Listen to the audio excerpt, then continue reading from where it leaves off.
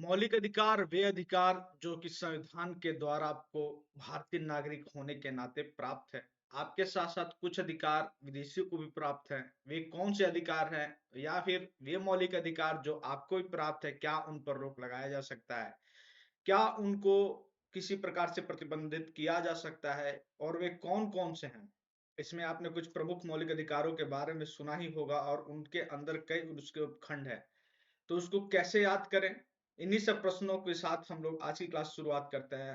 Hello दोस्तों, मैं गोपाल ओझा आपका स्वागत करता हूं राजनीतिक चौपाल पर। यहाँ पर आज हम लोग संविधान के भाग 3 मौलिक अधिकार को लेकर अपने इस क्लास को प्रारंभ करेंगे। आइए शुरू करते हैं बिना देरी के। देखिए, ये आप मौलिक अधिकार के बारे में जो आपकी स्क्रीन पर सामने दिख रहा है, इसमें हमने आपको सबसे पहले ये बता दिया है कि मौलिक अधिकार भाग 3 के अंतर्गत शामिल है। ठीक है, भाग 3, ये देखिए भाग 3 जो है मौलिक अधिकार अनुच्छेद 12 से लेकर 35 तक। क्लियर है? अनुच्छेद 12 से 35 तक संविधान के भाग 3 को एक चीज ये ध्यान रखिएगा कि भारत का मैग्ना कार्टा कहा जाता है। ये बहुत इंपॉर्टेंट पॉइंट है, इसको आप ही याद कर लीजिएगा कि किसको भारत का मैग्ना कार्टा कहा जाता है। संविधान के भाग 3 को, इसको कहां से लिया गया, तो अमेरिका के संविधान से लिया गया है। ठीक है, ये भी बहुत ही इंपॉर्टेंट है अपने आप में। ठीक। वर्तमान में संविधान में 6 मौलिक अधिकार हैं। मूल रूप से संविधान में 7 मौलिक अधिकार थे। एक संपत्ति का अधिकार भी था जो कि हटा दिया गया था 44वें संविधान संशोधन 1978 के द्वारा। ठीक है, तो कौन कौन से वर्तमान में जो मौलिक अधिकार बचे हैं वो कौन से आइए देखते हैं। देखिए, समानता का अधिकार है, समानता या समता का अधिकार। स्वतंत्रता का अधिकार है, ठीक। शोषण के विरुद्ध अधिकार है, धर्म की स्वतंत्रता का अधिकार है, संस्कृति और शिक्षा संबंधी अधिकार है तथा संवैधानिक उपचारों का अधिकार है। इनके जस्ट बगल में यहाँ पर आपको इनके अनुच्छेद लिखे हुए हैं कि कहां से कहां तक है। हम लोग जब आगे करेंगे तो हम लोग साथ में देखते चलेंगे। यहाँ मैं आपको एक चीज बता दूं कि यह क्लास जो है 2 पार्ट में लेकर चलेंगे हम लोग। आज की क्लास में हम लोग समानता और स्वतंत्रता करेंगे और अगली क्लास में हम लोग बाकी के बचे हुए 4 अधिकार करेंगे। चूंकि ये क्लास लंबी है और लंबी हो सकती है, इसलिए आप घबराइए नहीं, आराम से धैर्यता पूर्वक प्यार से देखिए, इसको आराम से समझते चलिए। देखिए, हमने आपको बताया कि संपत्ति के अधिकार अनुच्छेद 31 में वर्णित था। ठीक है, जो कि 44वें संविधान संशोधन द्वारा हटा दिया। मूल संविधान में 7 मौलिक अधिकार थे। बस इतना याद रखिए कि मूल संविधान में कितने अधिकार थे, तो 7। अब कितने हैं? 6। कौन कौन से याद रखिए, कौन सा था, कौन से संविधान संशोधन के तहत हटाया गया, ये बहुत इंपॉर्टेंट है। किस अनुच्छेद में था, ये भी इंपॉर्टेंट है। और अब इसको मूव कहाँ किया गया है, तो इसको अब कर दिया गया है अनुच्छेद अनुच्छेद 300 क में। ये याद रखिएगा, अब ये मौलिक अधिकार नहीं रहा है। ठीक है, अभी कानूनी अधिकार है। आइए देखते हैं। मौलिक अधिकार वे अधिकार जो संविधान के भाग 3 में वर्णित है, जिनको कार्यपालिका के द्वारा छेड़छाड़ नहीं किया जा सकता, जो प्रत्येक भारत के नागरिक को प्राप्त है, मौलिक अधिकार है। ठीक है, मौलिक अधिकार के हनन पर उच्च न्यायालय या उच्चतम न्यायालय में आप याचिका दायर कर सकते हैं। तो आइए अपने अगले पेज पर चलते हैं। अगले पेज पर मौलिक अधिकारों का वर्णन किया गया है, वर्गीकरण किया गया, मौलिक अधिकारों का वर्गीकरण किया गया। खास तौर से हमने आपको प्रश्न के माध्यम से शुरुआत इसी से किया था कि वे कौन से अधिकार हैं जो भारतीयों को प्राप्त है और वे कौन से अधिकार हैं जो कि विदेशियों को भी प्राप्त है। तो आइए देखते हैं, पहले भारतीय को जो प्राप्त है, आपको और हमें जो प्राप्त है, उन अधिकारों को देखते हैं। तो वे अधिकार हैं अनुच्छेद 15। याद, ये आपको एकदम ऐसे याद होना चाहिए जैसे आपको आपका नाम याद है। ठीक है, अनुच्छेद 15, धर्म, मूल वंश, जाति, लिंग या जन्म के स्थान पर विभेद का प्रतिषेध। ठीक है, मतलब आप इसको आधार पर अभी हम लोग समझेंगे। ठीक है, एक एक करके सारे अनुच्छेद को समझेंगे, अभी बस आप इतना समझिए। अनुच्छेद 16, सरकारी सेवाओं के विषय में अवसर की समानता। ठीक है, ये सिर्फ भारतीयों को, जो मैं बता रहा हूँ, 5 अधिकार है जो सिर्फ भारतीयों को प्राप्त है। ठीक है, तीसरा हो गया आपका ये अनुच्छेद 19, विचार अभिव्यक्ति, शांतिपूर्ण सम्मेलन, निर्बाध विचरण तथा निवास एवं संघ बनाने की स्वतंत्रता। चौथा हो गया अल्पसंख्यकों की शिक्षा एवं संस्कृति संबंधी अधिकार। और 5वां हो गया अल्पसंख्यकों को अपने धर्म के प्रसार हेतु शिक्षण संस्थानों की स्थापना करने का अधिकार। ये 5 ऐसे अधिकार हैं जो सिर्फ और सिर्फ इंडियंस को प्राप्त है। ठीक है, बाकी सभी अधिकार जो है आपको विदेशियों को भी प्राप्त है। जैसे अनुच्छेद 14 है, अनुच्छेद 20 है, 15 यहाँ आ गया, 16 यहाँ आ गया। ठीक है, अनुच्छेद 14 प्राप्त है, अनुच्छेद 20 है, अनुच्छेद 21 है, अनुच्छेद 21 का है, अनुच्छेद 22 है, अनुच्छेद 23 से 24 है, फिर 25, 26, 27, 28 है। ठीक है, आगे हम लोग इनको एक एक करके समझते हैं। आइए देखते हैं अपने अगले पेज पर की अनुच्छेद 12 में राज्य की परिभाषा दी गई है। तो आइए देखते हैं संविधान के अनुच्छेद 12 के अनुसार राज्य में कौन कौन शामिल हो सकता है, किसे किसे को राज्य कहा जा सकता है। तो देखिए, संघ सरकार जो है, संघीय सरकार, केंद्र सरकार या राज्य सरकार, उनकी विधायिका तथा कार्यपालिका दोनों इसमें शामिल होते हैं। ठीक है। साथ में स्थानीय निकाय का मतलब ये है कि आपके जो नगर पालिकाएं हो गई, पंचायत हो गए, ठीक है, न्यास वगैरह हो गए, ठीक। हमने आपको बताया कि सरकारों के विधायिका, चाहे राज्य सरकार हो चाहे संघीय सरकार हो, तथा कार्यकारी है, ठीक ना। उसके बाद से एक चीज और हम आपको यहाँ बताते चले कि संवैधानिक और संवैधानिकतर निकाय जैसे वित्त आयोग, ठीक, नीति आयोग, ये सब भी जो है आपके राज्य की परिभाषा में शामिल होते हैं। न्यायालय ने यह भी घोषित कर रखा है कि राज्य की तरफ से आदेश की शक्ति रखने वाले सभी निकाय राज्य के अंतर्गत आते हैं, ठीक है। यानी ये राज्य की परिभाषा इसलिए दी गई है ताकि आपको पता लगे कि मौलिक अधिकार जो है वो किसके किससे आप लेंगे, किसके विरोध जाएंगे। तो कुछ ऐसे मौलिक अधिकार हैं जो कि व्यक्तियों पर भी लागू होते हैं, जबकि कुछ अधिकतर ज्यादातर जो कि आपके मौलिक अधिकार हैं वे राज्य के खिलाफ है, ठीक है। राज्य को उनको बचाने की जिम्मेदारी सौंपी गई है, ठीक है, कि वो उसको बचाएंगे। आइए आगे चलते हैं। देखिए अनुच्छेद 13 क्या कहता है। तो अनुच्छेद 13 कहता है कि विधि शब्द की व्याख्या की गई है इसमें कि विधि क्या है। ठीक, तो देखिए राज्य संघ द्वारा निर्मित कोई विधि मौलिक अधिकार पर प्रभाव डालती है तो शून्य मानी जाएगी, ठीक है। यह जो है अनुच्छेद 13 के माध्यम से ये बताया गया है कि मौलिक अधिकार ऊपर है, ठीक है। अनुच्छेद 13(1) क्या कहता है। तो अनुच्छेद 13 का एक खंड कहता है कि यदि मूल अधिकार संविधान के निर्माण के पहले की विधियों के बीच टकराव होता है तो संविधान पूर्व निर्मित विधि की प्रभाव समाप्त हो जाता है। इसे आच्छादन का सिद्धांत कहा गया है। किसका सिद्धांत कहा गया? प्रिंसिपल ऑफ एक्लिप्सिस, ठीक है, आच्छादन का सिद्धांत, ये याद रखिएगा। याद रखिएगा इन द सेंस की अभी हम एक एक खंड को लेकर चलते हैं, फिर आपको इसका एकदम सारांश के रूप में समझाएंगे ताकि आपको ये दिमाग में बैठ जाए, ठीक है। अनुच्छेद 13 का 2 खंड क्या कहता है। तो सरकार के द्वारा निर्मित विधि कोई भाग मूल अधिकार के विरुद्ध हो तो न्यायपालिका इसी किस विशेष भाग को शून्य घोषित कर सकती है, ठीक, समूचे विधि को नहीं, ठीक है। फिर उसके बाद कह रहा है न्यायपालिका के द्वारा विधि के बाद अवैध भागों के बीच अलगाव किया जाता है तो उसे पृथककरण का सिद्धांत कहा जाता है, प्रिंसिपल ऑफ सेवरेबिलिटी, ठीक। देखिए अनुच्छेद 13(3) में जहां विधि की परिभाषा दी गई है कि विधि क्या क्या है, ठीक, हम आपको पहले बताते हैं कि विधि शब्द की व्याख्या की गई है किसमें, अनुच्छेद 13 में। तो अनुच्छेद 13(1) जो कह रहा है कि वह कह रहा है कि मान लीजिए संविधान हमारा बन के तैयार हुआ था, लागू हुआ था 26 जनवरी 1950 को। संविधान कब लागू हुआ था? संविधान लागू हुआ था 26 जनवरी 1950 को, 26/01/50, ठीक है। तो इस दिन को जब लागू हुआ, संविधान बनकर तैयार हो गया, उससे पहले की कोई विधि है जो कि आपके मौलिक अधिकारों के साथ टकराव हो रहा है, ठीक है। तो उन दोनों के बीच अगर जब टकराव होगा तो फिर किसे माना जाएगा। या मान लीजिए 1935 अधिनियम के तहत कोई ऐसा कानून है जिसे भारत सरकार ने अभी भी अपनाया हुआ है, ठीक है, और वो अब तक जैसे कि हमने आपको बताया है कि समय समय पर सुप्रीम कोर्ट इसका निर्धारण करता है कि कौन सही क्या गलत, कौन सा मौलिक अधिकार है, किसमें क्या शामिल करना है, एक मौलिक अधिकार के अंदर कितने मौलिक अधिकार समाहित किए जा रहा है सुप्रीम कोर्ट, वो हम लोग आगे भी जानेंगे। और इतना बता दें कि मान लीजिए अभी तक हमने 1935 के किसी अधिनियम किसी कानून को हमने अपना रखा है नॉर्मली कि ये हमारे लिए आम है, हम लोग इसको पिछले 75 साल से या 100 साल से मान के चले कि हम लोग इसको अपनाया हुआ है और इसको अभी तक शासन व्यवस्था में इसको अपनाया गया है, ठीक। फिर कुछ दिन बाद सुप्रीम कोर्ट का फैसला आता है या समय अनुसार परिस्थितियों के अनुसार जब सब कुछ बदलाव हो रहा है, बदलाव के इस दौर में कुछ ऐसा सब निकल कर आता है जो मौलिक अधिकार के रूप में सुप्रीम कोर्ट घोषित करता है और वह 1935 के उस अधिनियम के खिलाफ उससे टकराव होगा तो क्या होगा, ठीक है। तो उस वक्त जो उसका अधिनियम है जो 1935 ये कह रहा है ना कि संविधान के पूर्व का अगर कोई नियम कानून है जो मौलिक अधिकार फंडामेंटल राइट्स से टकराव होता है तो वो शून्य घोषित हो जाएगा, ये जीरो घोषित हो जाएगा, ठीक। यही कहता है आपका अनुच्छेद 13 का है। तो 13 का 2 क्या कहता है। तो 13 का 2 कहता है कि मान लीजिए सेम इसी को एग्जांपल को लेके चलिए, इसके एग्जांपल को लेके चलेंगे तो आप मान लीजिए इतने दूर को हमने फंडामेंटल राइट का है, ठीक है, यहां से लेकर सपोज यहां तक जो है 1935 के अधिनियम का जो आपका कानून है वो ये है, ठीक है, सपोज यहां से लेकर यहां तक, ठीक।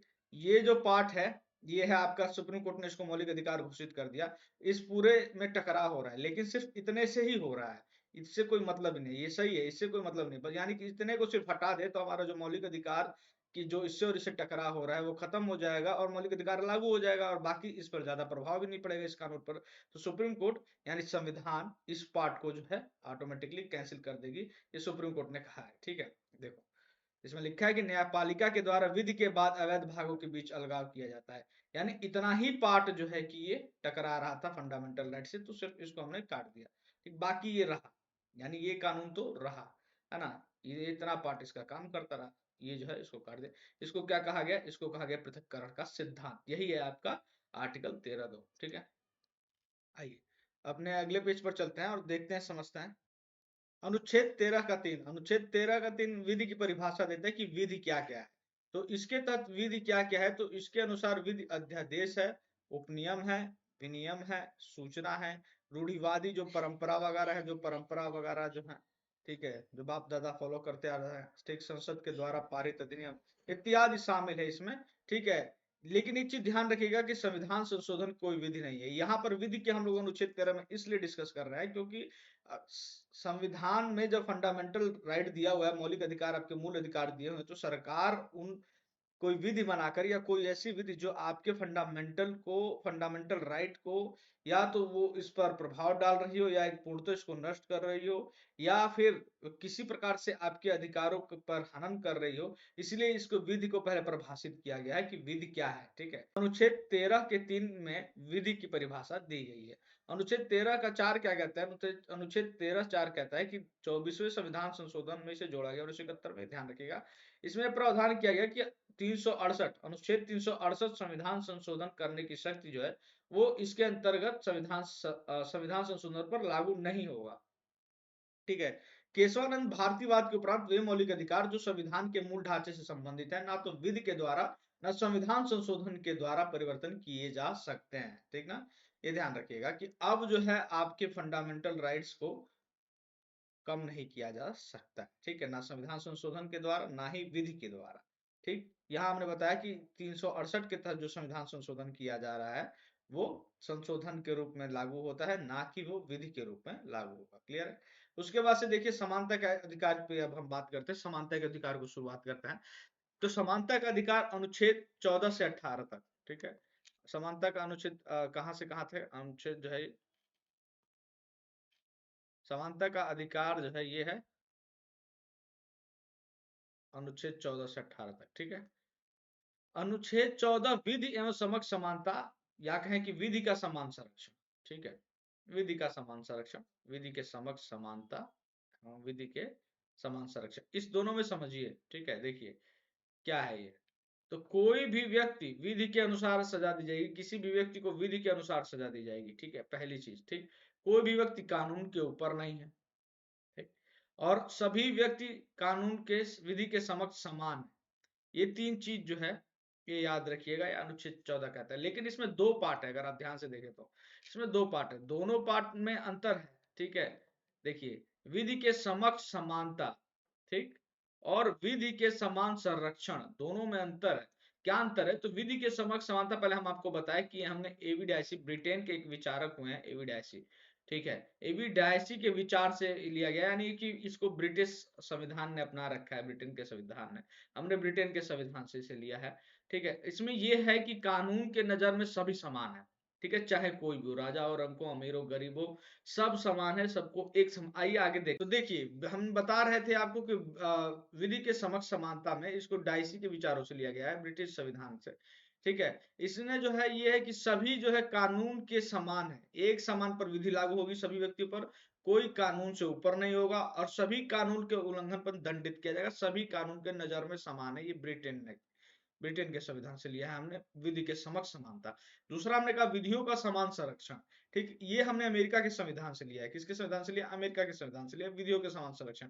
इसके आधार पर यह जो विचार है वो ये कहता है कि सभी व्यक्तियों पर एक जैसे कानून नहीं बनाए जा सकते हैं। ठीक है, कोई बच्चा हो, उसने कोई ऐसी गलती की हो जो कि उसके बालकपन के में उसने कर दिया हो, या कोई महिला हो या कोई पुरुष हो, सबको एक समान में एक तरह से कानून में नहीं रखा जा सकता है, सबको एक तराजू पर रखकर नहीं तोला जा सकता है। ठीक, देखिए क्या कह रहा है, समान लोगों के साथ समान व्यवहार तथा असमान लोगों के साथ असमान व्यवहार किया जाता है। ये जो लाइन है ये अरस्तू की लाइन है, याद रखिएगा। वैसे अगर आप पॉलिटिकल साइंस से हैं तो याद रखिएगा, नहीं तो बस वैसे भी याद रखिएगा। ये बहुत ही वेरी इंपॉर्टेंट कोटेशन है अरस्तू का कि समान लोगों के साथ समान व्यवहार तथा असमान लोगों के साथ असमान व्यवहार करना चाहिए। ठीक है, ये बात करता है अरस्तू। ठीक है, जैसे सभी के साथ समान करारोपण नहीं किया जा सकता है। इस वक्त आप भी अगर इंडिया में देखें तो इसका टैक्स स्लैब होता है ना, कि इतने से इतने इनकम वालों को इतना टैक्स देना है, इतने से इतने इनकम वालों को इतना टैक्स देना है, इतने से इतने इनकम वालों को इतना टैक्स देना है। तो अब मान लीजिए सबके साथ समान समानता, ये विधि के समक्ष समानता वाली बात को, नियम को यहाँ लागू कर दिया गया होता, तो फिर जो सबसे ज्यादा कमा रहे हैं वो भी उतना ही टैक्स देते, जो सबसे गरीब है, जो सबसे कम कमा रहे हैं वो भी उतना ही बराबर टैक्स दे रहा है स्लैब। इसीलिए इसको निर्धारण किया कि नहीं, आप इतना दीजिए, आप इतना कमा रहे हो तो आप इतना दीजिए, है ना। फिर उसके से महिलाओं, बच्चों तथा आम पुरुषों हेतु समान कानून नहीं बनाया जा सकता है, ठीक है। जैसे कि अगर महिला के लिए अलग से ही ट्रायल चलाया जा रहा है, अगर वो गर्भवती वगैरह है तो उसके लिए कुछ विशेष प्रकार से जो न्यायपालिका उस पर छूट दे सकती है, छूट प्रदान कर सकती है। बच्चे हैं, अगर वो नाबालिग है तो आपको भी पता है कि उसके जुवेनाइल कोर्ट में वो होती है, जुवेनाइल, उसके लिए अलग से उसका प्रावधान है, ठीक है। तो इस ये दोनों अर्थ आप समझ रहे होंगे, ठीक है। अब अगले अगले पॉइंट पर चलते हैं। देखिए, इसमें कुछ अपवाद है, हमने आपको शुरुआत में अपने प्रश्न के माध्यम से बताया भी था, पूछा भी था कि क्या मौलिक अधिकारों पर क्या कुछ रोक है या कुछ अपवाद हैं। तो आइए देखते हैं उनकर कि विधि के समक्ष समानता में किसको अपवाद है, ठीक है। कौन एक्सेप्शनल केस में आएगा, किसको छूट प्रदान की जा सकती है।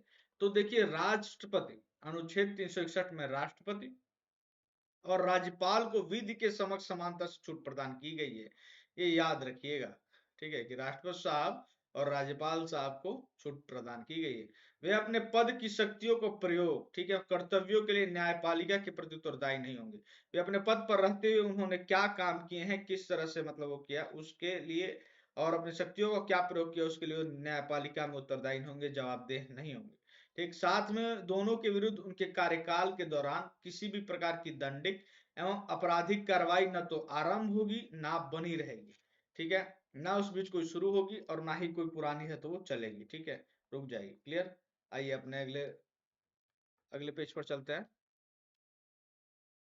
हमारा अगला अगली लाइन ये है कि राष्ट्रपति व राज्यपाल को पर उनके कार्यकाल के दौरान या बाद में उनके व्यक्तिगत कार्यों के लिए सिविल कार्यवाही आरंभ की जा सकती है, किंतु उसके लिए 2 माह पूर्व नोटिस देनी होगी। ये याद रखिएगा, कितने माह पूर्व नोटिस देनी पड़ती है, तो 2 माह पूर्व नोटिस देनी होगी, ठीक है।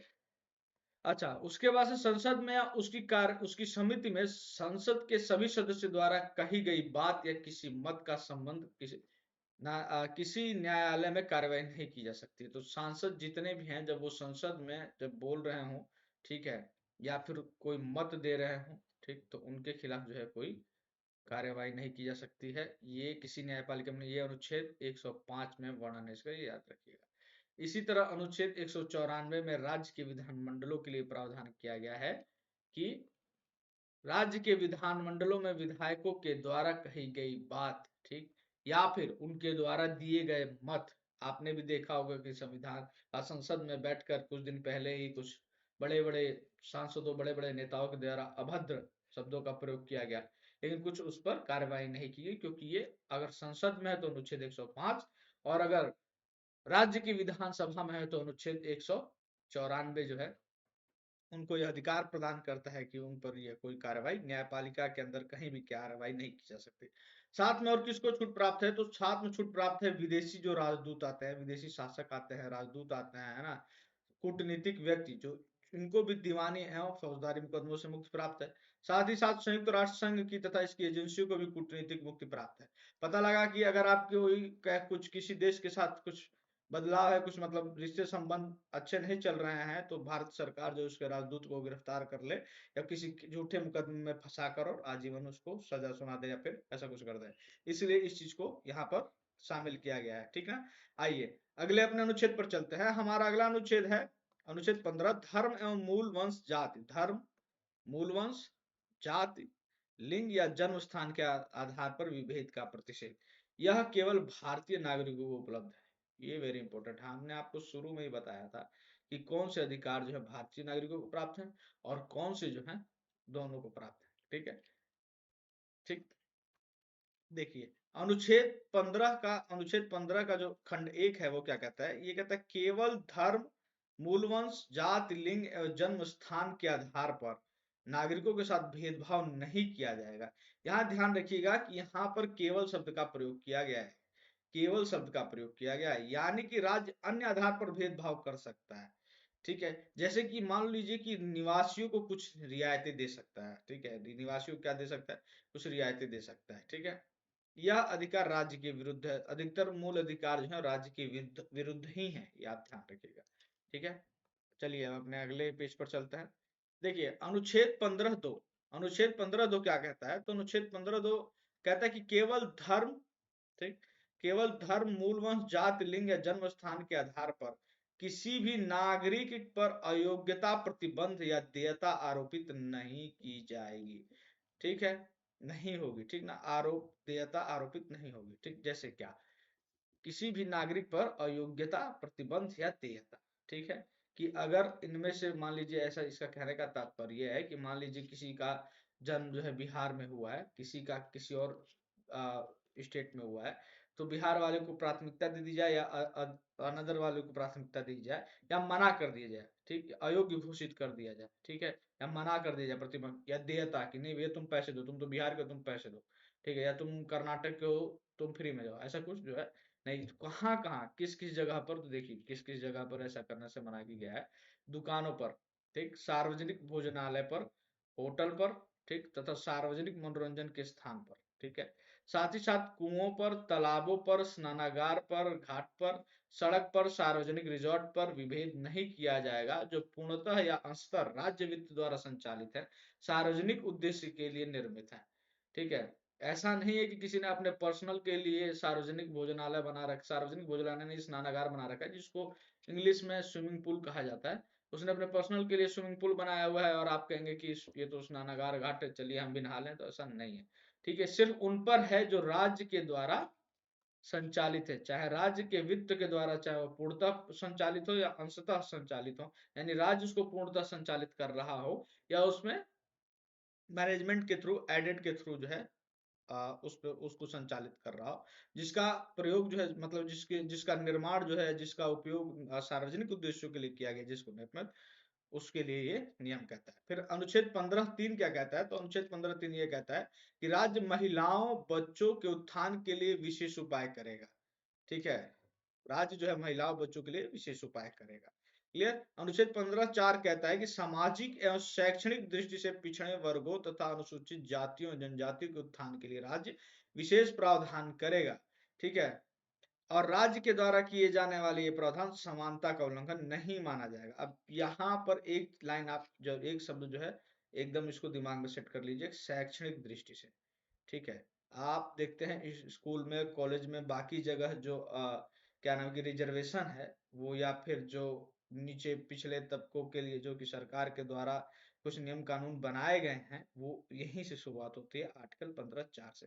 वेरी इंपॉर्टेंट है। ठीक है, आर्टिकल 15(4) में आपको शैक्षिक संबंधी रिजर्वेशन की बात मिलती है। देखिए यहाँ पर 15(5) में क्लियर हो जाता है, जहां पर सामाजिक तथा शैक्षणिक रूप से पिछड़े वर्गों, अनुसूचित जाति, जनजातियों के लिए केंद्रीय शैक्षिक संस्थानों में आरक्षण की व्यवस्था, चाहे वह निजी हो या सरकारी। ठीक है, यहाँ क्लियर कर दिया गया है कि चाहे आप ओबीसी हैं, ठीक, ओबीसी, एससी, एसटी के लिए, ठीक है, सेंट्रल स्कूल के जितने भी, चाहे वो प्राइवेट हो चाहे वो गवर्नमेंट हो, उसमें रिजर्वेशन की बात कर दी गई है। ठीक है, के लिए केंद्रीय संस्थानों में, चाहे वो पिछड़े वर्ग, शैक्षणिक रूप से जितने भी पिछड़े वर्ग है। ठीक है, तो आइए अब अगले अगले पेज पर चलते हैं और समझने का प्रयास करते हैं कि अनुच्छेद 15(6) किससे संबंधित है।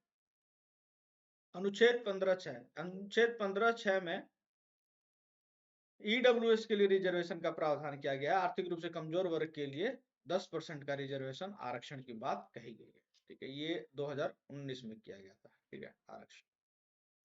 ठीक है, ठीक, और उसके बाद से अब हमारा जो अगला अगला जो हमारा अनुच्छेद आता है, वो आता है अनुच्छेद 16, अवसर की समानता। तो यह जो है आपको समान अवसर की उपलब्ध कराता है, सबको समान रूप से अवसर की समानता उपलब्ध है, सब लोग एक बराबर। लेकिन इसके अंतर्गत कुछ जो अपवाद हैं, जो कुछ इसमें उपखंड है, वो बहुत इंपॉर्टेंट है। देखिए हम आपको यहाँ बताएं, अवसर की समानता में सभी के लिए नियुक्ति और रोजगार में सभी नागरिकों को समान अवसर प्रदान किया जाएगा। ठीक है, यही आपका अनुच्छेद 16 का खंड 1 कहता है। अनुच्छेद 16 खंड 2 क्या कहता है, धर्म, प्रजाति, मूलवंश, जाति, लिंग या उद्भव, जन्मस्थान या निवास के स्थान पर इनमें से किसी भी एक आधार पर भेदभाव नहीं करेगी। कौन नहीं करेगी? सरकार इनमें से किसी भी एक आधार पर या सभी को लेकर किसी प्रकार का भेदभाव नहीं कर सकती है। हाँ, वो कुछ भेदभाव कर सकती है। किस आधार पर? शैक्षणिक योग्यता के आधार पर। शैक्षणिक योग्यता मतलब क्वालिफिकेशन। ठीक है, कुछ फील्ड के लिए ग्रेजुएशन होगा, कुछ के लिए 10th होगा, कुछ के लिए 12th होगा, कुछ के लिए पोस्ट ग्रेजुएशन होगा। ठीक, फिर उसके बाद से शारीरिक क्षमता के आधार पर, ठीक है। शारीरिक क्षमता मतलब आपको पता है पुलिस लाइन में इतनी हाइट चाहिए, ठीक है। फीमेल के लिए थोड़ी कम हाइट चाहिए, ठीक। बाकी अगर और किसी बीएसएफ वगैरह में जा रहे हैं आप, सैन्य उसमें जा रहे हैं तो कुछ और हाइट चाहिए, ठीक है। साथ में इतना मीटर दौड़िए, ठीक है, इतनी हाई जंप चाहिए, इतना लॉन्ग जंप चाहिए। ये शारीरिक क्षमता की बात है। फिर तकनीकी योग्यता, कुछ ऐसे पोस्ट हो सकते हैं, सरकारी पोस्ट हैं जिसमें जिसमें आपको विशेष योग्यता की आधार चाहिए। जैसे अगर आपको शिक्षक बनना है तो आपको बीएड का कम से कम मिनिमम आपकी योग्यता होनी चाहिए। आप इंजीनियरिंग सेक्टर में किसी गवर्नमेंट पोस्ट पे जाना चाहते हैं जो कि इंजीनियरिंग, उसमें आपको बीटेक चाहिए, ठीक है। आप डॉक्टर के लिए जा रहे हैं तो आपको एमबीबीएस चाहिए। तो ये सब तकनीकी योग्यता के आधार पर विभेद किया जा सकता है, इसके लिए कोई मनाही नहीं है। पता लगा कि शिक्षक चाहिए और एमबीबीएस वाले आकर कह रहे हैं कि हम तो टीचर बनने के योग्य, क्योंकि एमबीबीएस के नहीं, आपको बीएड करना होना जरूरी है। उसकी जो योग्यता जो उसकी निर्धारित की गई उस पर आपको खरे उतरना होगा, ठीक है।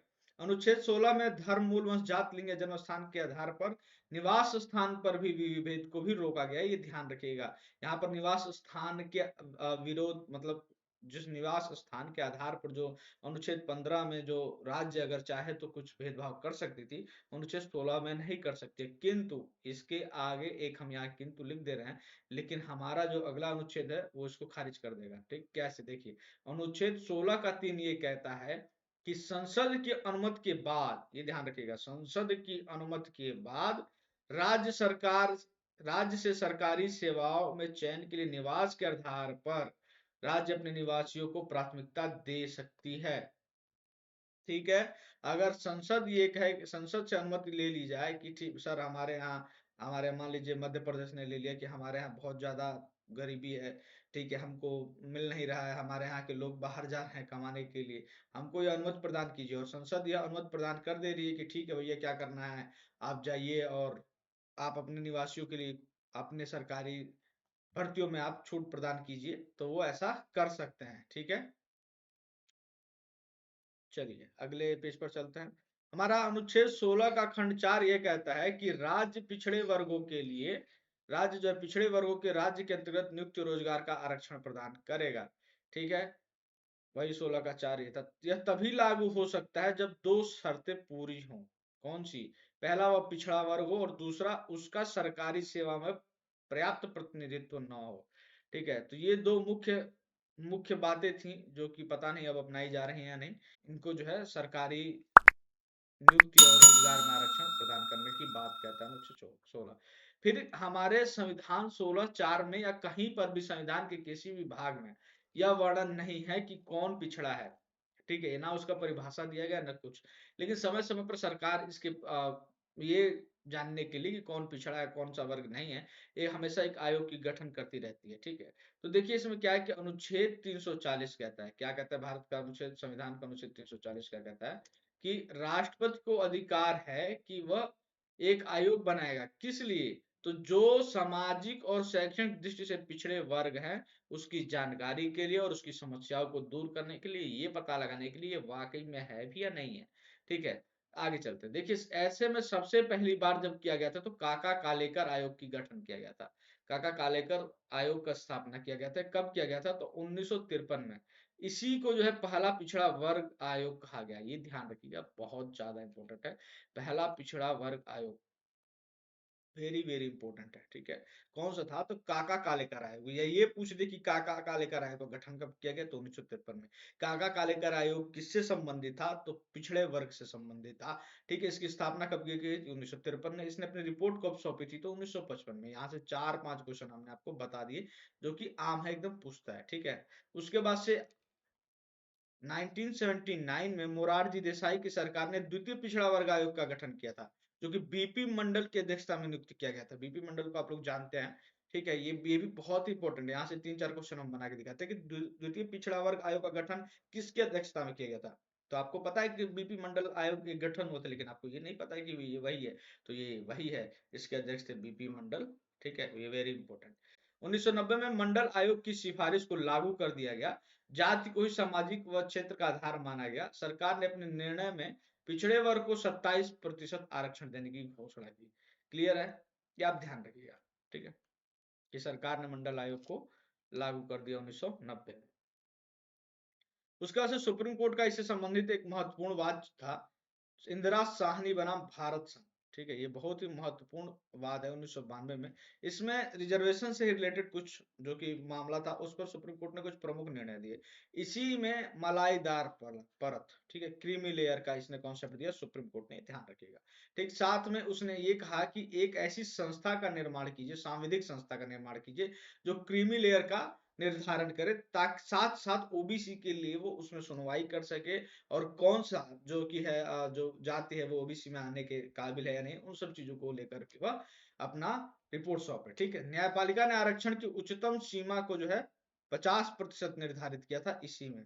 किस केस में? तो इंदिरा साहनी बना भारत संघ 1953। इसलिए वेरी वेरी वेरी इंपॉर्टेंट हो जाता है, याद रखिएगा। ठीक है, और क्या उसने इस पर वो किया था? इससे पहले आर्थिक आधार पर 10% आरक्षण का दिया गया था, जिसे सुप्रीम कोर्ट ने रद्द कर दिया था। ये भी ध्यान रखिएगा कि इससे पहले यानी आर्थिक आधार पर रिजर्वेशन दिया गया था, जिसे सुप्रीम कोर्ट ने रद्द कर दिया था। साथ में उसने ये भी कहा था कि विशेष कुशलता वाले पद जैसे डॉक्टर, वैज्ञानिक इत्यादि पर आरक्षण नहीं लागू होगा। लेकिन अब तो सब कर दिया गया। अभी हम आपको जस्ट बताते हैं कि उसके बाद सरकार ने क्या किया। ठीक, फिर पदोन्नति यानी प्रमोशन, पदोन्नति पर भी दिए जाने वाले आरक्षण को अस्वीकार कर दिया। अस्वीकार, ये स्वीकार गलती से लिखा गया है, ये खारिज कर दिया था, ये अस्वीकार है। ठीक है, ये ध्यान रखिए, खारिज कर दिया था, ये याद रखिएगा, सारे इंपॉर्टेंट है। एक तो ये क्रीमी लेयर याद रखिएगा, ये संस्था का निर्माण करने के लिए आयोग गठन करने की बात कही थी, और उसके बाद से 50% से ज्यादा नहीं होनी चाहिए। ठीक है, आइए देखते हैं कि सरकार ने इस पर क्या किया। तो सरकार ने क्या किया कि एक अधिनियम 1993 में बनाकर पिछड़े वर्ग के लिए एक राष्ट्रीय आयोग का गठन कर दिया, जैसा कि हमने आपको बताया, ये वेरी इंपॉर्टेंट है। बाद में संविधान संशोधन 102वें संविधान संशोधन के द्वारा, एक सेकंड हम आपको इसको भी हाईलाइट करके दिखाएं, ताकि आप लोग ज्यादा इसको अच्छे से दिमाग में बिठा लीजिए। यहाँ कई क्वेश्चंस एक साथ तैयार हो रहे हैं कि 102वें संविधान संशोधन अधिनियम 2018 में इस आयोग को संवैधानिक दर्जा प्रदान कर दिया गया है। ठीक है, यहाँ पर 3 बार एम लिखकर आप इसको मोस्ट इंपोर्टेंट याद कर लीजिएगा। कौन से संविधान के संशोधन के द्वारा? तो 102वें संविधान संशोधन के द्वारा।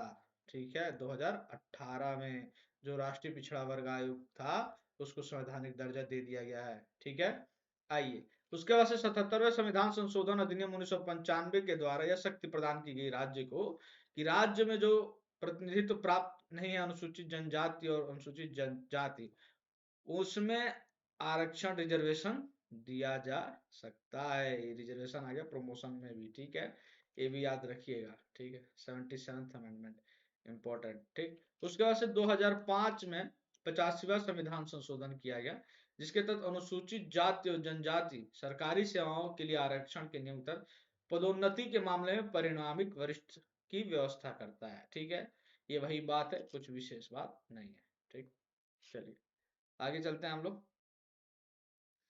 हमारा अगला अनुच्छेद है अनुच्छेद 16(6), आर्थिक रूप से कमजोर वर्गों के लिए आरक्षण। ठीक है, आरक्षण, ठीक है, रिजर्वेशन, है ना। ये कब किया गया है? तो 103वें संविधान संशोधन 2019 में किया गया है।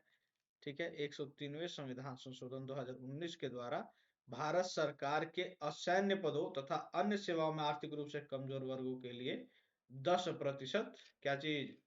आरक्षण या रिजर्वेशन। ठीक है, तो ये याद कर लीजिएगा कौन से नंबर का ये था। तो 103वां संविधान संशोधन कब? 2019 में। क्लियर। आइए अनुच्छेद 16 का 5 क्या कहता है? बीच में हम लोग 16 से 4 पे चले आए, 5 पर नहीं हम गए। 5 क्योंकि वहां से हमने आपको तुरंत वहां पर SC/ST समझा हमने, बाकी जो इंदिरा साहनी केस था उसके बाद से सरकार के लिए के द्वारा बाद में भी लिए गए कुछ फैसले थे, उसको समझा हमने, और फिर 19 डायरेक्ट हम लोग ईडब्ल्यूएस पर आ गए। और अब 16(5) ये कहता है कि किसी धार्मिक मामलों में प्रतिबंध अथवा धार्मिक संस्थाओं में से धर्म संबंधित वस्तु को नियुक्त की जा सकती है।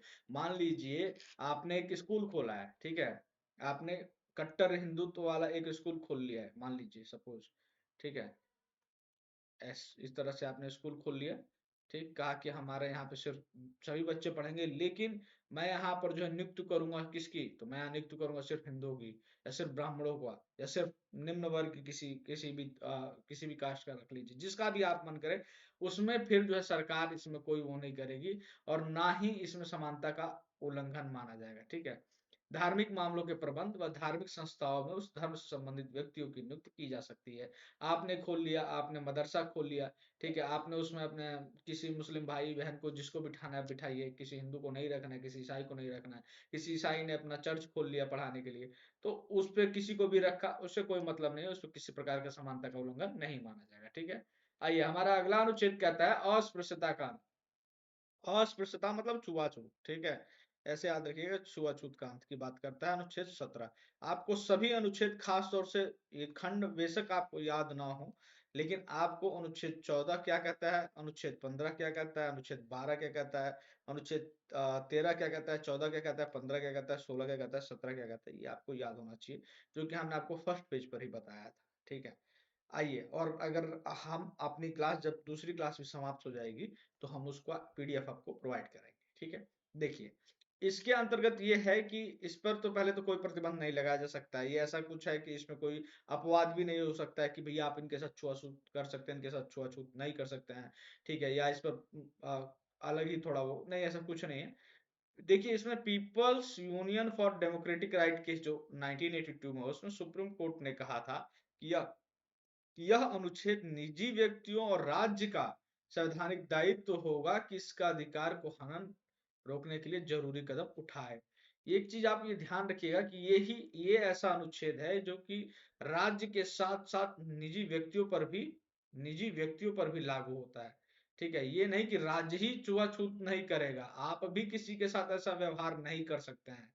ठीक है, ये नहीं कि राज्य तो नहीं कर रहा है, छोड़ो राज्य को हम करेंगे, हम समाज में ऐसा करते हैं कि चलो छुआछूत को फिर से अ, हम आपको बताएं कि छुआछूत को सही साबित करना है, कुछ ऐसा विचार या किसी भी धार्मिक प्रकार से आप उसको तर्क उतर्क कर रहे हैं तो वो भी एक प्रकार से जुर्म ही है। ठीक है, वो एक तरह से गुनाह है। ठीक है, आइए समझते हैं आगे अपने पेज पर कि किस किस को कोर्ट ने जो है छुआछूत फैलाने वाला माना है। देखिए, छुआछूत फैलाने वाला कोर्ट ने किस किस कृत्य को माना है, तो किसी व्यक्ति को पूजा स्थल पर जाने पर तथा पूजा करने से रोकना, ठीक है, इसको पहले छुआछूत का वो माना गया। फिर सार्वजनिक स्थल पर प्रवेश से रोक, ठीक, फिर उसके बाद से सामाजिक संस्थानों अस्पतालों में प्रवेश से रोक, मार्ग तालाब तथा नलकूप के प्रयोग से रोक, ठीक है, जाति सूचक शब्दों के द्वारा अपमानित करना, ठीक, तथा साथ ही छुआछूत को किसी दार्शनिक या धार्मिक आधार पर उचित सिद्ध करना, ये सब जितने भी मैंने आपको बताए, ये सब जो है अस्पृश्यता फैलाने वाले माने गए हैं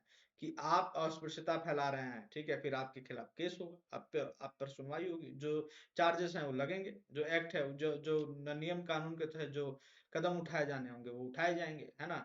तो इसलिए ध्यान रखिएगा कि आप भी यह अनुच्छेद जो है अनुच्छेद 17 निजी व्यक्तियों पर भी लागू होता है, ना सिर्फ राज्य पर बल्कि निजी व्यक्तियों पर भी लागू होता है। क्लियर है। अनुच्छेद 18 क्या कहता है, तो अनुच्छेद 18 यह कहता है कि इसके अंतर्गत निम्न उपाधियों पर उपाधियों का अंत। अनुच्छेद 18 क्या कहता है, तो अनुच्छेद 18 यह कहता है कि उपाधियों का अंत, ठीक है, किस प्रकार की उपाधियां, राज्य के द्वारा कोई भी उपाधि प्रदान नहीं की जाएगी, राज्य के द्वारा, ठीक है, कोई उपाधि प्रदान नहीं की जाएगी। ठीक है, लेकिन एकेडमिक और सैन्य उपाधियां दी जा सकती हैं, यानी आपको पीएचडी की डॉक्टर उपाधि दी जा सकती है ना, पीएचडी वगैरह की, ठीक है, डॉक्टरेट वगैरह की उपाधि दी जा सकती है। साथ में सैन्य उपाधियां, तो सैन्य उपाधियां में आपको मेजर की, कर्नल की, कैप्टन की, ठीक है, ब्रिगेडियर की इत्यादि जितने भी उपाधि हैं वो दी जा सकती हैं। ठीक है, अगला पॉइंट ये है कि कोई भी भारतीय नागरिक विदेश से राज्य कोई विदेशी राज्य से कोई उपाधि ग्रहण नहीं करेगा, यानी कि आपको कोई देश बुलाकर कहे कि आप हमारे यहाँ आइए, हम आपको फिलोसफर का की उपाधि दे रहे हैं, तो आप ऐसा नहीं कर सकते। कब तक, जब तक कि आप राष्ट्रपति से स्वीकार न कर ले, राष्ट्रपति से सहमति ना लें। ठीक है, राष्ट्रपति की सहमति के बिना आप ऐसा कुछ नहीं कर सकते हैं कि आप दूसरे किसी राज्य में जाकर, ठीक है, और आप जो है भेंट ले लें, पद ले लें, या फिर कोई उपाधि ग्रहण कर लें, चाहे आप एक आम आदमी हो, चाहे आप जो है कि राज्य के अधीन किसी पद पर कार्य कर रहे हो, सरकारी नौकरी क्यों ना कर रहे हो। ठीक, साथ में ऐसा विदेशियों के लिए भी है, यानी कि जो जो देखिए, जो भारत का नागरिक ना हो, यानी जो विदेशी हो, उसके लिए भी है कि अगर अगर लेकिन वह भारत के राज्य सरकार के अंदर, किसी राज्य मतलब किसी स्टेट, साथ ही सेंट्रल गवर्नमेंट भी किसी सरकारी पद पर कार्य कर रहा हो, और अगर उसके बाकी कोई देश या उसका देश अगर कुछ मतलब देना चाहता है उसको पद वगैरह पद देना चाह रहा है, कोई भेंट देना चाह रहा है, खास तौर से विदेश जो अन्य देश हैं, तो वो यहाँ के राष्ट्रपति जब परमिशन देंगे, सहमति देंगे, तभी वो विदेशी राज्य से उपाधि ग्रहण करेगा, वरना नहीं कर सकता है। ध्यान रखिएगा, ठीक है। ये आपके एग्जाम की दृष्टि से बहुत ही इंपॉर्टेंट है कि किस किस को कौन कौन सी उपाधियां ले सकता है, दे सकता है, नहीं ले दे सकता। क्लियर। हमारा अगला अनुच्छेद है अनुच्छेद 19 से 22, स्वतंत्रता का अधिकार, बहुत ही ज्यादा इंपॉर्टेंट। हमने अपने वीडियो बनाया था, हमने अपने चैनल पर एक वीडियो डाला था जिस पर आपने सबसे ज्यादा प्यार दिखाया, वो था अनुच्छेद 19 के खंडों को कैसे याद किया जाए ट्रिक के माध्यम से। वो अभी भी वीडियो उपलब्ध है, उसका लिंक आपको ऊपर दिख रहा होगा इस वक्त, वो आप उसको देख सकते हैं दोबारा, ठीक है। मैं यहाँ पर उस ट्रिक से आपको यहाँ याद नहीं कराऊंगा, बस आपको आगे चलते हैं, देखते हैं कि क्या इस वीडियो में, इस क्लास में हम यहाँ पर अभी ये समझेंगे कि 19(1) क्या है और 19(1) के क से लेकर 6 तक, ठीक है, और फिर उसमें जो है उस पर किस प्रकार से प्रतिबंध लगाया गया है, ठीक है। तो देखिए अनुच्छेद 1 का क क्या कहता है, भाषण और अभिव्यक्ति की स्वतंत्रता। भाषण और अभिव्यक्ति, तो भाषण का मतलब बोलने से हो गया, क्लियर, और अभिव्यक्ति का मतलब लिखने से हो गया, है ना। हम यहाँ अपने YouTube पर बैठकर पढ़ा रहे हैं, ये अभिव्यक्ति की स्वतंत्रता है। मैं बोल रहा हूँ तो भाषण की भी स्वतंत्रता होगी, ठीक है। अनुच्छेद 1 क के तहत आता है कि मैं अपनी बात कह पा रहा हूँ और आप लोग सुन पा रहे हैं। एक चीज हम आपको यहाँ बता दें, इसमें ही चुप रहने का भी अधिकार है। अगर आप चुपचाप सुनकर मेरी वीडियो को देख रहे हैं तो आपका मौलिक अधिकार है। 19(1) क के तहत है कि आप उसमें चुप रहें, मौन रहें। मौन रखने का अधिकार भी अनुच्छेद 1 क ही देता है, भाषण और अभिव्यक्ति की स्वतंत्रता ही देता है आपको चुप रहने का, ठीक है। इसमें जो प्रतिबंध लगाया जाता है वो प्रतिबंध लगाया गया है अनुच्छेद 19(2) के तहत, ठीक है। इस भारत की संप्रभुता और अखंडता पर, ये 16वें संविधान संशोधन द्वारा 1973 में जोड़ा गया था, ठीक है। साथ में और किस आधार पर उसमें आपके बोलने पर और अभिव्यक्ति पर रोक लगाया जा सकता है, तो भारत की संप्रभुता और अखंडता तो हुआ ही, राज्य की सुरक्षा, विदेशी राज्य के साथ मैत्रीपूर्ण संबंध। पता लगा कि हम लोग यहाँ किसी देश के साथ अच्छे खासे संबंध बनाने के प्रयास में लगे हैं और आप यहाँ पर विवादित बयान दिए जा रहे हैं, भड़काऊ बयान दिए जा रहे हैं, तो इसलिए आपको चुप रहने के लिए तुरंत जो है ये आपका, आपको पता है क्या होगा इस अधिकार का हनन हो जाएगा आपके, ठीक है। फिर सार्वजनिक व्यवस्था, आपको चुपचाप रहना है, कुछ ऐसा वो नहीं करना है कि जिससे कि सार्वजनिक व्यवस्था जो भंग हो। शालीनता या नैतिकता के लिए आप उल्टे सीधे किसी को बीच समाज में खड़े होकर 10, 50, 100 लोगों के बीच में आप गाली गलौज नहीं कर सकते हैं, आपको नैतिकता का परिचय देना है वरना पुलिस उठाकर ले जाएगी, ठीक। फिर न्यायालय की अवमानना, ठीक। न्यायालय की अवमानना में हम न्यायपालिका में जब पढ़ेंगे तो देखेंगे कि दो तरह से होती है। तो उसमें क्या आता है कि आप मौखिक रूप से कुछ बोले, ठीक है, तो आप उसका विरोध करें, उसके खिलाफ कुछ टिप्पणियां करें, तो ये इस पर भी आपको उठाकर पुलिस ले जाएगी। फिर मानहानि, किसी बड़े इंसान के, किसी भी इंसान के आप उसकी मान की हानि कर रहे हैं, यानी वैल्यू को जो है उसको ठेस पहुंचा रहे हैं, उसके जो कहते हैं ना मान सम्मान वाली जो बात है, उस वाली को जो हानि कर रहे हैं, आप उस पर आक्षेप लगा रहे हैं, कुछ ऐसी बात कर रहे हैं जिससे उसकी इज्जत का बंटा धार हो जाए, तो फिर जो है वो केस करेगा आपको, ठीक। साथ में किसी अपराध को उकसाने के लिए आपको बोलने का अधिकार दे दिया गया है, आप खुद कुछ ना कर किसी को चढ़ा दें, आप बोल दे रहे हैं किसी को कितना चढ़ा दें कि वो चल दिया लड़ाई करना, तो उस पर भी आपको प्रतिबंध इस पर लगाया जा सकता है, बोलने और अभिव्यक्ति की स्वतंत्रता पर। अगला है अनुच्छेद 1 का ख, शांतिपूर्वक और बिना हथियारों को एकत्र होने का अधिकार। तो इस पर क्या प्रतिबंध लगाया जाएगा, तो इस पर यही प्रतिबंध है, संप्रभुता और अखंडता तथा सार्वजनिक व्यवस्था, ठीक है। आप शांतिपूर्वक आप बिल्कुल इकट्ठा होइए, ठीक है, बिना हथियार के एकत्र होइए, आपको अधिकार है। लेकिन अगर बात आएगी संप्रभुता और अखंडता पर, पता लगा आप शांतिपूर्वक बिना हथियार के इकट्ठा तो हो रहे हैं लेकिन प्लान कर रहे हैं कि किस तरह से दूसरे देशों को सपोर्ट करना है, किस तरह से दूसरे देशों से गोला बम बारूद लाकर यहाँ पर फोड़ना है, ठीक। या फिर सार्वजनिक व्यवस्था भी हम बताएं कि किस तरह से पुलिस को चकमा देकर हमें ये काम करना है, वो काम करना है, सीएम कार्यालय को घेरना है, सीएम जी के ऊपर रोक का काली स्याही फेंकना है। अगर ऐसा कुछ होता है तो ये आपके जो है हनन होगा, आपका तुरंत मौलिक अधिकार सस्पेंड होगा, पुलिस ही आपको उठा के ले जाएगी, अच्छे से आपको जेल में सस्पेंड देगी, ठीक है, ठीक है, कूटेगी।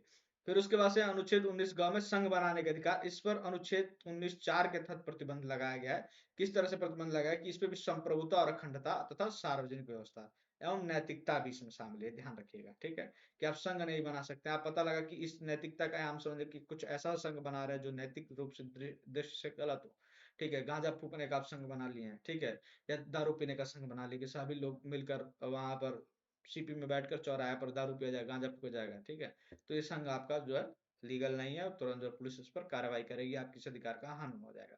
ठीक। अनुच्छेद 1 का घ जो है भारत के पूरे क्षेत्र में स्वतंत्र रूप से आने जाने का अधिकार, इस पर जो है अनुच्छेद 19(5) के तहत प्रतिबंध लगाया गया है। ये प्रबंध नहीं है, प्रतिबंध है। ठीक है, आप इसको समझ रहे होंगे, प्रतिबंध में लिख देता हूँ। ठीक, किस तरह से इस पर प्रतिबंध लगाया गया है? तो इस पर प्रतिबंध लगाया गया है आम जनता के हित में, ठीक है, तथा किसी अनुसूचित जनजाति के हितों की सुरक्षा। ठीक, आम जनता के हित में यह है कि आप किसी के घर में नहीं घुस सकते हैं। मैंने अपने वीडियो में उसमें भी बताया था कि आप कहीं भी, आम जनता के हित में अगर कोई बात है तो ये नहीं कि आप कहीं भी चले जाएं, कहीं भी आ जाएं।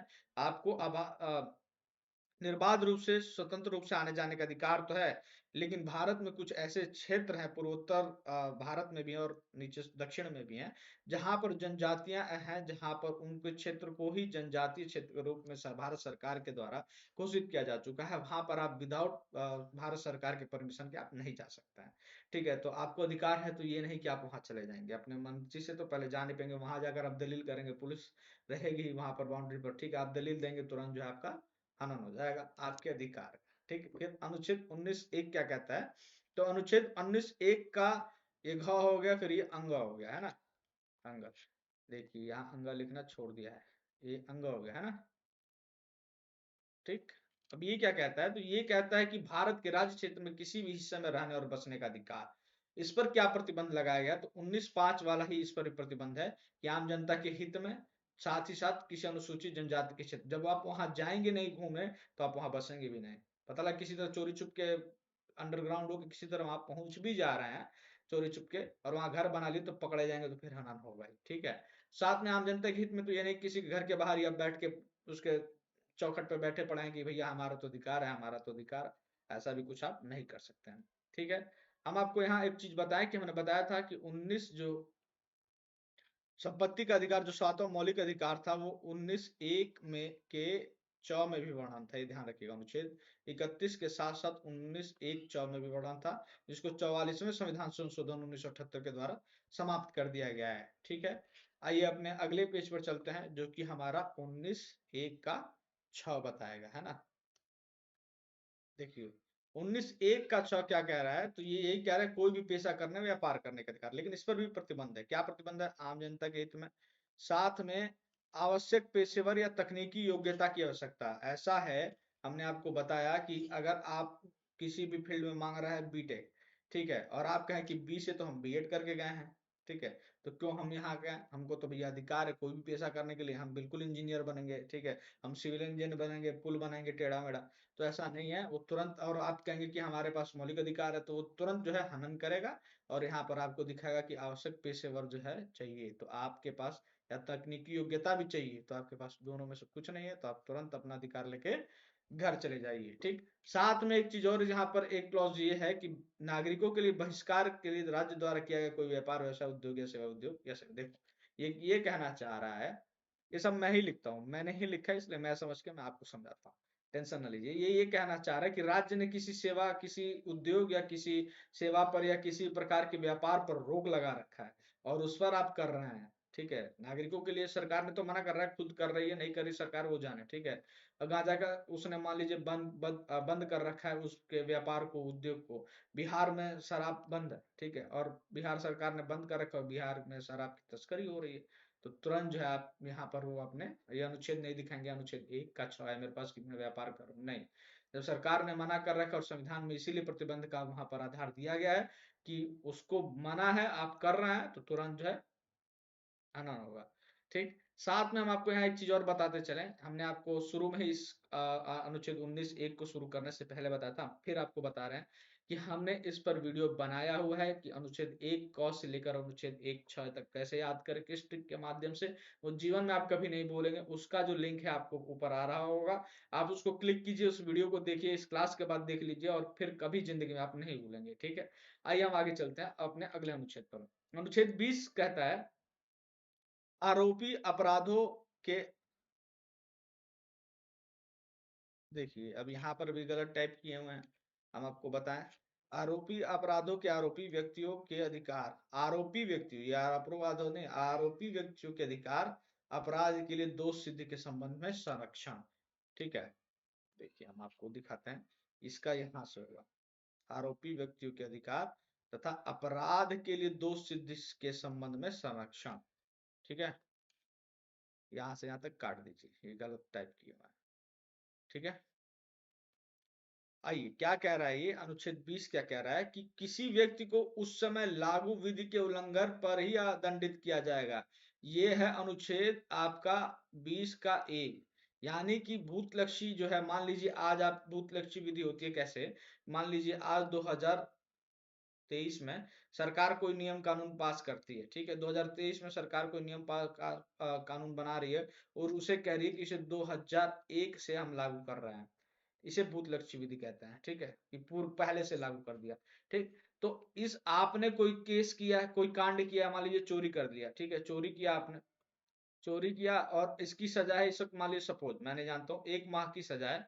ठीक है, सरकार ने तभी नियम पास कर दिया कि नहीं 2001 से अब ऐसा होगा कि जिसने भी चोरी किया है उसको 5 माह की सजा होगी।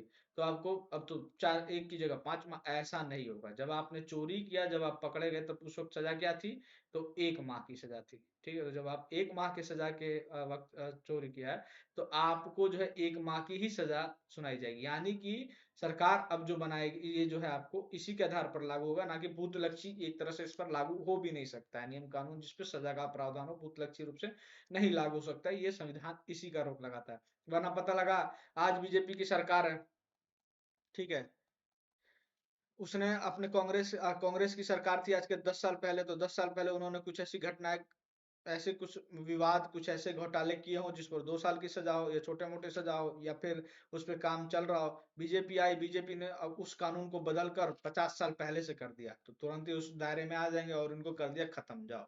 ऐसा नहीं हो सकता है, वरना आप लोग इसी लड़ाई झगड़े में ही रह जाएंगे।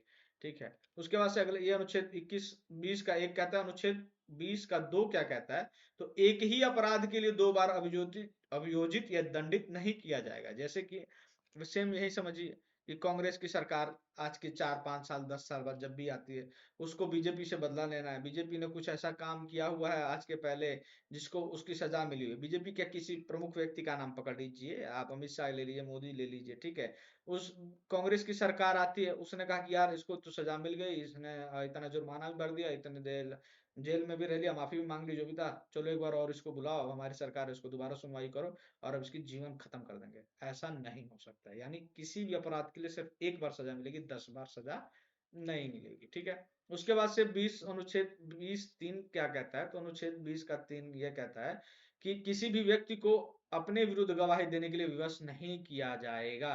पता लगा कि आपको अंदर ले गए थाने में और खूब कूटा, आपने चोरी नहीं की और आप खुल के कह रहे हैं हाँ सर हमने तो चोरी की है। ठीक है, ऐसा नहीं किया जाएगा। ठीक, अनुच्छेद 20 और 21 आपका बहुत इंपॉर्टेंट है, बहुत ज्यादा इंपॉर्टेंट है, याद रखिए। 20 वैसे तो सभी इंपॉर्टेंट है, ये इसलिए भी इंपॉर्टेंट है कि ये आपातकाल में कभी भी समाप्त नहीं हो सकते। Very important, very very very important, अनुच्छेद 20 और अनुच्छेद 21।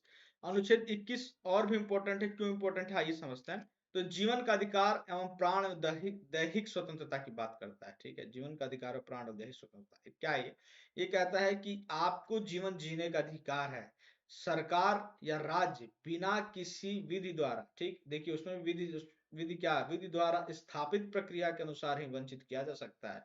इसमें सुप्रीम कोर्ट ने मेनका गांधी वाद 1978 में कहा कि विधायिका के विधि के निर्माण का अधिकार है, परंतु विधि उचित होनी चाहिए। ठीक, और दूसरा, न्यायपालिका ने इस वाद में प्राकृतिक न्याय की सिद्धांत भी प्रतिपादित किया। ये नहीं कि आप विधि का मतलब कुछ भी बनाकर कह दे कि हमने विधि तो बना दिया, लाओ भैया इस फलाना आदमी को टांग दो फांसी, इसका जो है जीवन हम लोग छीन ले रहे हैं, नहीं, ऐसा नहीं होगा। उस विधि की जांच भी की जा सकती है सुप्रीम कोर्ट के द्वारा। ठीक है, आइए अपन अगले अगले उस पर चलते हैं, पेज पर। हमारे अगले पेज में संविधान जो है अनुच्छेद 21 में सुप्रीम कोर्ट ने कुछ अनुच्छेद 21 के अंतर्गत अधिकारों को शामिल किया। किस किस को, आइए देखते हैं। पहला यह है कि मानवीय प्रतिष्ठा के साथ जीने का अधिकार। ठीक है, आपको मानवीय प्रतिष्ठा के साथ जीने का अधिकार, आपको स्वच्छ जो है जल और वायु में जीने का अधिकार है। ठीक है, आपको जीवन की रक्षा का अधिकार है। ठीक, साथ में आपको निजता का अधिकार है। ये तो आप ऐसे याद कर लीजिएगा जैसे अपने प्रियतम का नाम आपको याद हो। ठीक है, निजता का अधिकार किस आर्टिकल में, ये मोस्ट इंपोर्टेंट है, इतना इंपॉर्टेंट है कि पूछता भी है। ठीक है, उसके बाद से आश्रय का अधिकार, स्वास्थ्य का अधिकार, 14 वर्ष तक निःशुल्क शिक्षा का अधिकार, ये है आपके अनुच्छेद 21 क में आ जाएगा। ठीक, निःशुल्क कानूनी सहायता का अधिकार, अकेले कारावास में बंद होने के विरुद्ध अधिकार, ये पूछा जा चुका है एक बार। ठीक है, यूपीपीसीएस में पूछा जा चुका है। ठीक है, फिर उसके बाद त्वरित त्वरित तत्काल सुनवाई का अधिकार, हथकड़ी लगाने के विरुद्ध अधिकार, ये भी पूछा जा चुका है। ठीक है, अमानवीय व्यवहार के विरुद्ध अधिकार, देर से फांसी देने के विरुद्ध अधिकार, विदेश यात्रा का अधिकार किस में आता है, अनुच्छेद 21 में आता है, ये भी पूछा जा चुका है। देर से फांसी देने का अधिकार किस में शामिल है, अनुच्छेद मौलिक अधिकार है, आपका ध्यान रखिएगा। आपको फांसी की सजा हो रखी है, आपको नहीं, भगवान न करे, किसी अपराधी को फांसी की सजा हो रखी है और उसको फांसी देने में देरी हो रही है, तो आप अपने इस अधिकार का प्रयोग कर सकते हो, भैया मुझे जल्दी मारो। ठीक है, उसका से बंधुआ मजदूरी के विरुद्ध अधिकार, हिरासत में शोषण के विरुद्ध अधिकार, आपातकालीन चिकित्सा सुविधा का अधिकार, ये हिरासत में शोषण के विरुद्ध अधिकार इंपॉर्टेंट है, याद रखिएगा। साथ में सरकारी अस्पतालों में समय पर उचित इलाज का अधिकार, राज्य के बाहर न जाने का अधिकार, ये भी आपका अधिकार है, ये नहीं कि सारे विदेश घूमेंगे, आपका ये भी अधिकार है कि आपको बाहर जाने का मन नहीं तो कोई बाहर आपको भेज नहीं सकता है। निष्पक्ष सुनवाई का अधिकार भी बहुत इंपॉर्टेंट है, पूछा जा चुका है। कैदी के लिए जीवन की आवश्यकताओं का अधिकार, महिलाओं के साथ आदर और सम्मान पूर्वक व्यवहार करने का अधिकार, जब तक पूछा तो नहीं गया मेरी नॉलेज में, लेकिन इसको बार बार पूछा जाना चाहिए कि इंसान को पता हो। ठीक है, अगला है कि सार्वजनिक फांसी के विरुद्ध अधिकार, आपको बीच चौराहे पर खड़े होकर फांसी नहीं दी जाएगी, आपका मतलब जो अपराधी है उसको। ठीक है, पहाड़ी क्षेत्रों में मार्ग का अधिकार, अगर आप पहाड़ी क्षेत्र के एग्जाम दे रहे हैं तो आपको पता होना चाहिए, आपको पता होगा भी। सूचना का अधिकार, ये भी बहुत इंपॉर्टेंट है, तो बार बार पूछा जाता है। ठीक है, मोस्ट इंपॉर्टेंट है। प्रतिष्ठा का अधिकार, दोष सिद्धि वाले न्यायालय आदेश से अपील का अधिकार, पारिवारिक पेंशन का अधिकार, ये भी याद रखिएगा। सामाजिक एवं न्याय आर्थिक न्याय के सशक्तिकरण का अधिकार, जीवन बीमा पॉलिसियों के वियोग का अधिकार, बार कैटर्स के विरुद्ध अधिकार, सोने का अधिकार, यहाँ सोने से मतलब गोल्ड का नहीं है, यहाँ सोने का तात्पर्य जो है स्लीप से है, शयन, चुपचाप सोने का अधिकार भी जो है आपको इसी में दिया गया अनुच्छेद। शोर और प्रदूषण से मुक्ति का अधिकार भी आपको अनुच्छेद 21 में ही शामिल, ये भी पूछा जा चुका है। ठीक है, अपने अगले पेज पर चलते हैं, वहां पर देखते हैं कुछ और अधिकार जो कि सुप्रीम कोर्ट ने उसी में शामिल किए हुए हैं। ठीक है, देखिए और कौन से अधिकार उसने शामिल किया हुआ है। तो सुप्रीम कोर्ट ने धारणीय विकास का अधिकार को भी इसमें, सतत विकास जिसे कहते हैं, सस्टेनेबल डेवलपमेंट, फिर अंत्येष्टि दाह संस्कार का अधिकार। ठीक है, अंतिम अंतिम क्रियाकर्म जिसे कहते हैं, मृत्यु के बाद जो दाह संस्कार होता है, अवसर का अधिकार। ठीक, प्लस में अपनी पसंद के व्यक्ति से शादी करने का अधिकार, साथ में गरिमा के साथ मरने यानी इच्छा मृत्यु, ये बाद में, सबसे बाद में इसको शामिल किया गया। ठीक है, बहुत इंपॉर्टेंट है, ये याद रखिएगा। ठीक ना, आगे चलते हैं। अनुच्छेद 21 का क क्या कहता है, तो अनुच्छेद 21 का कहता है शिक्षा का अधिकार। हमने आपसे डिस्कस किया था शिक्षा के अधिकार के बारे में कि राज्य जो है 16 से 14 वर्ष, राज्य 16 से 14 वर्ष की उम्र के बच्चों को निःशुल्क अनिवार्य शिक्षा उपलब्ध कराएगी। ठीक, ये 86 संविधान संशोधन अधिनियम 2002 के द्वारा जोड़ा गया। इस पर भी हमने आपको एक ऐसा वीडियो बनाकर डाल रखा है अपने चैनल पर, जिसको काफी लोगों ने पसंद भी किया था। वो वीडियो भी इस वक्त आपको आई बटन में ऊपर दिख रही होगी। ठीक है, आप उसको क्लिक करिए और आप उसको देखिए। ठीक है, वो आपको ये वीडियो में आपको ट्रिक के माध्यम से आपको 3-4 जो 86 संविधान संशोधन में किया गया आपको याद हो जाएगा। ठीक है, उसके बाद से अगला जो है अनुच्छेद 21 क के लिए संसद ने बच्चों को निःशुल्क अनिवार्य, ठीक है, शिक्षा का अधिकार आरटी अधिनियम 2009, ठीक है, ये शिक्षा का अधिकार आरटीए अधिनियम 2009 अधिनियमित किया था, ये ध्यान रखिएगा। ठीक है, उसका से अनुच्छेद 22 गिरफ्तारी और निरोध से संरक्षण, ये बहुत इंपॉर्टेंट है। किसी व्यक्ति को कारण बताए बिना, ठीक है, हिरासत में नहीं लिया जाएगा। ये नहीं कि आप घर पर अपने बैठे और मुंह उठाकर पुलिस आई और कहेगी चलिए चलिए आपको गिरफ्तार करें, नहीं। ठीक है, साथ ही ना ही बंदी गृह में रखा जाएगा बिना कारण बताए। आपको यह अधिकार है कि आपको अगर आपको कैद किया जा रहा है तो आपको पता होना चाहिए कि आपने अपराध क्या किया है। साथ में आपको यह भी अधिकार है कि अपने वकील रख सके, अपने मनपसंद वकील रख सके, उससे आप वो कर सके। ठीक है, उसके बाद से हिरासत में लिए गए बंदी बनाए गए व्यक्ति को 24 घंटे के अंदर नजदीकी मजिस्ट्रेट के न्यायालय के समक्ष प्रस्तुत किया जाएगा, जिसमें यात्रा का समय शामिल नहीं होगा। यात्रा का समय शामिल नहीं होगा, 24 घंटे के अंदर उसे नजदीकी मजिस्ट्रेट के न्यायालय में प्रस्तुत किया जाएगा। ठीक है, अब देखिए उसके बाद से हमारे अगले पेज पर चलते हैं। अनुच्छेद 22 का 2 कहता है कि अगर मजिस्ट्रेट चाहेंगे तभी 24 घंटे से ज्यादा समय के लिए आपको बंदी बनाया जाएगा। क्लियर है। साथ में अनुच्छेद 22 का 3 कहता है कि विदेशी शत्रु तथा निवारक निरोध के अंतर्गत बंदी बनाए गए लोगों के नियम नहीं है। यानी अगर आप विदेशी हैं, ठीक है, विदेशी शत्रु मतलब आप नहीं कोई और भी है, तो या उसको निवारक निरोध के अंतर्गत अगर बंदी बनाया गया है तो उसके लिए यह नियम नहीं शामिल किया गया। ठीक है, निवारक निरोध क्या होता है? तो देखिए, किसी व्यक्ति के अभियोग के लिए दंड देना इसका मतलब नहीं होता है। इसका मतलब होता है कि उसे अपराध करने से रोकना। ठीक है, आपको इसमें पहले ही वैसा अगर लगता है सरकार को कि ये व्यक्ति है, ये कुछ बड़ा प्लान कर रहा है, ठीक है, या ये हड़ताल करने के लिए या बंद करने के लिए इसने ऐसा कुछ घोषणा कर रखा है जिससे बहुत ज्यादा दिक्कत हो सकती है, तो उसको उठाकर तुरंत पहले ही बंद किया जा सकता है। इसी को निवारक निरोध कहते हैं कि ये निवारक के रूप में इसका प्रयोग किया जा रहा है कि आगे कुछ ऐसा काम न कर दे। इसमें जो बंद व्यक्ति है उसको मूल अधिकार उसको दिए गए हैं कुछ, वैसे तो ज्यादा है ही नहीं कहने के लिए, 22/4 से 22/7 तक। ठीक है, इसको भी वकील करने का वो है, लेकिन कब बिना पहले तो ये 3 माह तक इसको से अधिक से रखा नहीं जाएगा। ठीक, 3 माह के अधिक से अगर ज्यादा इसको बंद करने की आवश्यकता है, निवारक निरोध में इसको नजरबंद करने की आवश्यकता है, तो उच्च न्यायालय का, ठीक है, उच्च न्यायालय के न्यायाधीश की योग्यता रखने वाला जो व्यक्ति है उसकी निगरानी में एक आयोग का गठन होगा। ठीक है, जब वो अनुमति देगा तो उसके बाद ही 3 महीने से ज्यादा समय के लिए नजरबंद किया जा सकता है, वरना नहीं किया जा सकता, ये ध्यान रखिएगा। एक चीज हम आपको साथ में बता दें कि नजरबंद जो व्यक्ति है उसको कारण नहीं बताया जाएगा कि क्यों उसको नजरबंद किया गया है, ये बहुत इंपॉर्टेंट है। ठीक, साथ में हम आपको बताएं कि संविधान संशोधन किया गया था, 44वां संविधान संशोधन 1978। 1978 में 44वां संविधान संशोधन किया गया, उसमें कहा गया था कि बिना सलाहकार के बोर्ड की राय की, ठीक है, 3 से 2 माह मतलब से ज्यादा जो है नजरबंद नहीं किया जा सकता है किसी व्यक्ति को। लेकिन ये अभी तक जो है लागू नहीं किया गया। हम आपको बताएं कि दुर्भाग्यपूर्ण है कि भारत में, जो कि लोकतांत्रिक देश है, दुनिया का सबसे बड़ा लोकतांत्रिक देश है, बाकी अन्य किसी भी देश में अब ऐसा कोई नियम कानून नहीं है। पहले था लेकिन अब कई जगह पर समाप्त किए जा चुके हैं, अब किसी भी लोकतांत्रिक देश में ऐसा कुछ नहीं है। आपने एक सुना होगा रासुका, राष्ट्रीय सुरक्षा कानून अधिनियम, ठीक है, एनएसए कहते हैं जिसे, इसी के अंतर्गत अभी भी लोगों पर कार्रवाई होती है, जिसमें निवारक नजरबंद जो है अधिनियम जो मतलब लागू किया जाता है। इसके साथ साथ कई और भी थे जिसको समाप्त किया जा चुका है, लेकिन फिलहाल में वर्तमान में यही एक बचा है और ये आपके संविधान में भी इसका उल्लेख है।